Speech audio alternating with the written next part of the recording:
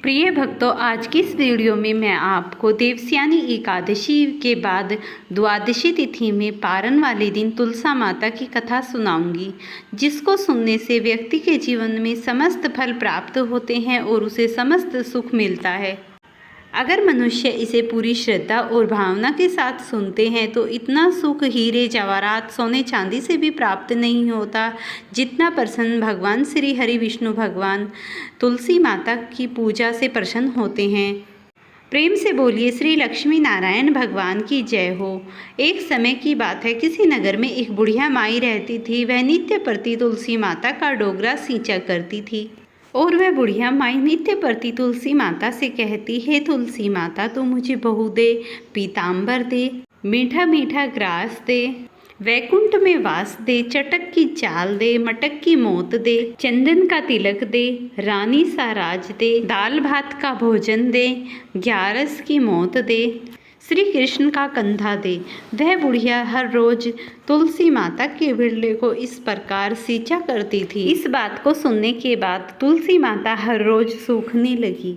इस बात को देखकर एक दिन भगवान श्री हरि विष्णु तुलसी माता के पास आए और बोले, हे तुलसी, तुम इतना क्यों सूखती जा रही हो?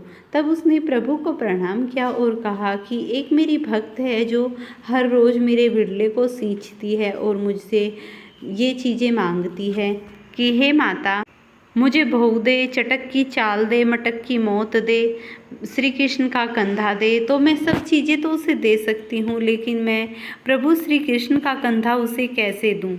इस बात को सुनकर श्री हरि विष्णु भगवान मुस्कुराए और बोले, अगर वे बुढ़िया कल आएगी तो उसे बोल देना कि ऐसा ही होगा।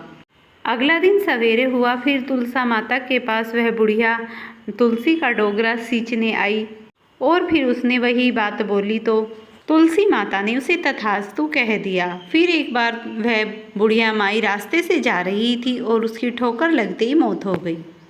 गांव के सभी लोगों को जब ये पता चला कि वह बुढ़िया मर गई है, वह तो उसमें भगवान ही मानते थे कि यह कुछ भगवान का ही अवतार है, क्योंकि वह हर रोज तुलसी माता और भगवान की सेवा में लगी रहती थी। जैसे ही सभी लोगों ने बुढ़िया का सब सामान लगा लिया और बुढ़िया को शमशान ले जाने लगे और 4 लोग मिलकर उस बुढ़िया माई को उठाने लगे तो वो किसी से भी नहीं उठी। जब बुढ़िया किसी से भी नहीं उठ पा रही थी तो गांव वालों ने आपस में विचार किया कि यह कोई धर्मात्मा नहीं थी, यह तो पापिन थी, इसीलिए किसी पर भी नहीं उठ रही है।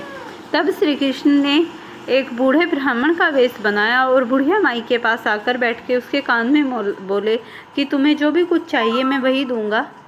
और ऐसा बोलने के बाद गाँव वालों को कहा कि बुढ़िया माई को अब उठाओ। बूढ़े ब्राह्मण की बात सुनकर सभी ने बुढ़िया माई को कंधा दिया तो तुरंत ही बुढ़िया माई उठ गई और भगवान श्री हरि विष्णु से कंधा देकर स्वयं शमशान घाट तक ले गई। सभी गांव वालों में ये चर्चा हुई। शमशान घाट जाने के बाद वह बूढ़ा ब्राह्मण वहीं पर अंतर्धान हो गया और वो बुढ़िया माई मोक्ष को चली गई।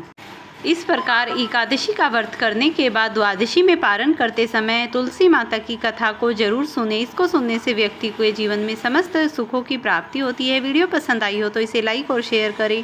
चैनल पर नए हैं तो चैनल को जरूर सब्सक्राइब